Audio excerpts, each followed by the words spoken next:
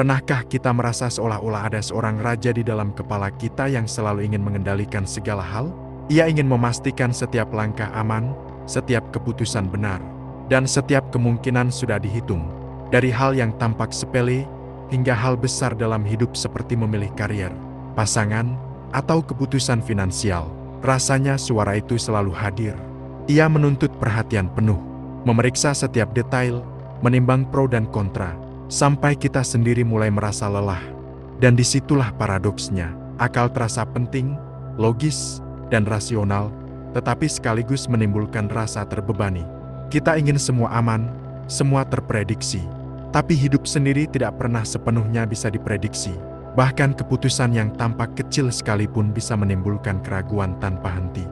Di video ini, kita akan menelusuri mengapa akal selalu ingin menjadi raja dalam diri kita. Bagaimana ia membentuk cara kita berpikir, dan apa batasannya. Dengan memahami ini, kita bisa mulai melihat diri sendiri dari perspektif yang berbeda, untuk memahami kapan memberi ruang bagi sesuatu yang lebih besar daripada sekedar logika. Akal berorientasi kontrol. Akal manusia selalu mencari cara untuk mengatur segala hal. Ada dorongan yang terus-menerus di dalam kepala kita untuk memprediksi, menimbang, dan memastikan semuanya berjalan sesuai harapan. Rasanya seperti ada komando internal yang ingin memastikan setiap langkah aman. Setiap kemungkinan sudah diperhitungkan. Seorang manajer di perusahaan besar, misalnya, bisa menunda persetujuan sebuah proyek karena ia merasa harus meneliti semua laporan keuangan, memeriksa risiko, bahkan hingga hal-hal kecil yang bagi orang lain tampak sepele.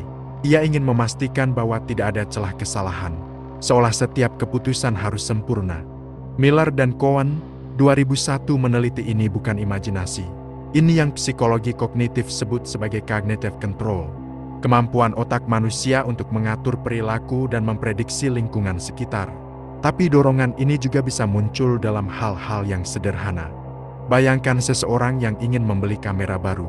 Ia menelusuri review, membandingkan harga di berbagai toko, memeriksa spesifikasi teknis, membaca forum pengguna, hingga akhirnya bingung sendiri. Akal ingin menguasai semua detail, menimbang pro dan kontra, dan merasa aman hanya jika semuanya sudah dipastikan. Dalam studi sehari-hari, fenomena ini tidak terbatas pada keputusan materi. Seorang siswa misalnya, yang dihadapkan pada pilihan jurusan kuliah, bisa menghabiskan berhari-hari mengumpulkan informasi, melihat peluang karier, membandingkan reputasi universitas, bahkan membaca testimoni alumni, sampai ia merasa tidak ada jawaban yang benar-benar pasti. Akal ingin memegang kendali, ingin menjadi raja yang memerintah atas semua kemungkinan. Tapi kenyataannya ia hanya bisa menilai sebagian dari kompleksitas hidup. Dorongan untuk kontrol ini kadang membuat kita sulit bergerak. Analisis paralysis, istilah yang sering digunakan psikologi sosial, menjelaskan fenomena ketika terlalu banyak informasi dan pertimbangan justru membuat keputusan tertunda atau bahkan tidak dibuat sama sekali. Akal ingin menyelesaikan semua kemungkinan, tapi ironisnya, ia justru bisa menahan tindakan. Akhirnya, kita melihat bahwa akal memang kuat dalam membuat prediksi dan merencanakan, tetapi ia juga memiliki batas. Kita bisa menunda keputusan berhari-hari, mengevaluasi ratusan kemungkinan, atau meneliti setiap data. Tapi tidak semua aspek kehidupan bisa dijangkau sepenuhnya oleh logika semata. Bahkan usaha untuk menguasai segalanya itu sendiri sudah menunjukkan batas kontrol akal. Batasan akal dalam kompleksitas hidup. Kadang kita merasa akal harus bisa menjawab segala hal, tapi kenyataannya banyak situasi yang melebihi kapasitasnya.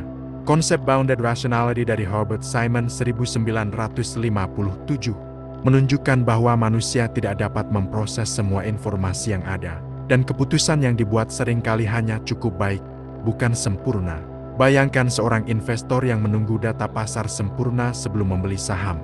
Ia membaca laporan ekonomi, mengikuti tren global, membandingkan prediksi para analis. Semua perhitungan ini dilakukan demi mengambil keputusan yang rasional. Namun, ketika momen yang tepat datang, kesempatan sudah hilang. Akal yang ingin memegang kendali penuh justru menjadi penghalang. Dalam psikologi sosial, fenomena analisis paralysis atau kebuntuan karena terlalu banyak pertimbangan menunjukkan hal yang sama. Kita bisa memikirkan semua kemungkinan, menimbang risiko hingga detail terkecil, Tapi hasilnya tidak selalu lebih baik dibanding mengambil keputusan berdasarkan intuisi atau pengalaman. Contoh nyata lain, seorang dokter muda yang menangani kasus darurat di rumah sakit tidak selalu memiliki waktu untuk menimbang setiap prosedur secara logis. Ia harus membuat keputusan cepat berdasarkan pengalaman, insting, dan informasi terbatas. Akal terbatas dalam kapasitas waktu dan informasi, tetapi tetap diperlukan sebagai panduan. Batasan akal mengingatkan kita bahwa tidak semua bisa diprediksi, dianalisis, atau dikontrol. Bahkan upaya untuk memaksakan kontrol penuh seringkali membatasi tindakan, bukannya memperluasnya. Hidup kadang bergerak lebih cepat daripada kapasitas analisis kita, dan itu wajar. Keyakinan dan intuisi mengisi kekosongan. Ada saatnya akal kita tidak sampai ke jawaban yang benar-benar dibutuhkan. Disinilah keyakinan dan intuisi muncul sebagai penunjuk arah, walaupun kadang kita tidak bisa menjelaskannya secara logis. Dalam neuroscience, fenomena ini disebut belief-driven behavior, di mana keputusan sering didorong oleh keyakinan internal atau nilai yang dipegang, bukan sekedar data yang dianalisis. Kadang intuisi bahkan muncul di tempat yang tidak terduga. Seorang dokter senior, saat menghadapi kasus darurat, bisa langsung menentukan langkah tindakan. Meski akal tidak sempat menghitung semua variabel, pengambilan keputusan berbasis pengalaman dan naluri itu seringkali lebih cepat dan tepat daripada analisis logis yang sempurna. Gerd Gigerenzer, dalam penelitiannya tentang Fast dan Frugal Heuristics 2007, menunjukkan bahwa intuisi yang dibentuk dari pengalaman bisa memberikan hasil yang efektif dalam situasi kompleks. Di sisi lain, keyakinan juga bisa terlihat dalam kehidupan sehari-hari yang sederhana. Misalnya, seorang guru memilih metode mengajar baru meski belum ada bukti statistik yang mendukung efektivitasnya. Ia yakin dengan pendekatan ini karena melihat respons positif dari beberapa murid sebelumnya. Dan rasa percaya ini memberi keberanian untuk mencoba sesuatu yang akal sendiri belum bisa pastikan hasilnya. Dengan cara ini, kita bisa melihat bahwa akal dan keyakinan tidak selalu bersaing, tetapi saling melengkapi. Ketika akal menemui batas, keyakinan dan intuisi mengisi kekosongan. Langkah yang berarti meski tidak sepenuhnya bisa dijelaskan secara logis. Akal, keyakinan, dan pilihan tak terduga. Kadang hidup menghadirkan situasi yang bahkan akal paling logis pun sulit menebak arah hasilnya. Keputusan yang tampaknya sederhana bisa memunculkan konsekuensi yang sama sekali tidak terduga.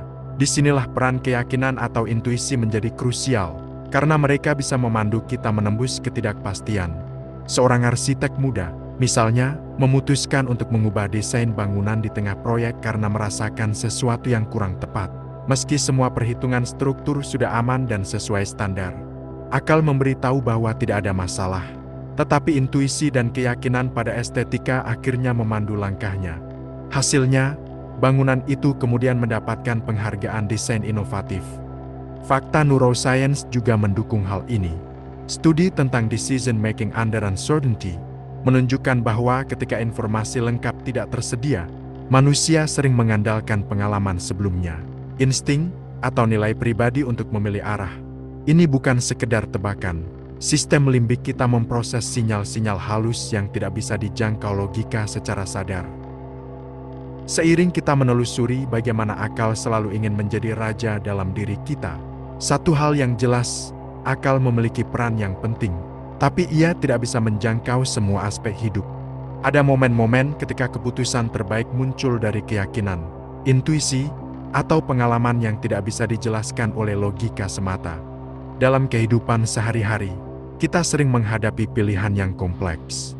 Memulai bisnis baru, pindah ke kota lain, atau bahkan cara mendidik anak. Kadang akal menimbang setiap kemungkinan. Tapi pada akhirnya kita melangkah karena ada keyakinan yang mendorong kita maju. Fenomena ini mengingatkan bahwa hidup bukan hanya soal mengumpulkan data, tapi juga tentang percaya pada proses, pengalaman, dan intuisi yang kita miliki. Sekarang, pertanyaannya untuk kita semua. Kapan terakhir kali kita mengikuti keyakinan atau intuisi? Meski akal belum menemukan jawaban pasti, apakah kita masih terlalu sering menunggu kepastian dari logika, hingga kesempatan berlalu begitu saja? Jika kamu merasa video ini membuka perspektif baru tentang cara kita berpikir, Jangan lupa untuk menekan tombol subscribe agar tidak ketinggalan video-video berikutnya. Tekan juga like jika kamu merasa video ini relevan dengan pengalamanmu. Dan share ke teman atau keluarga yang sering terlalu mengandalkan akal tanpa memberi ruang bagi keyakinan. Jangan lupa tinggalkan komentar di bawah. Ceritakan pengalamanmu saat harus memilih antara akal dan keyakinan.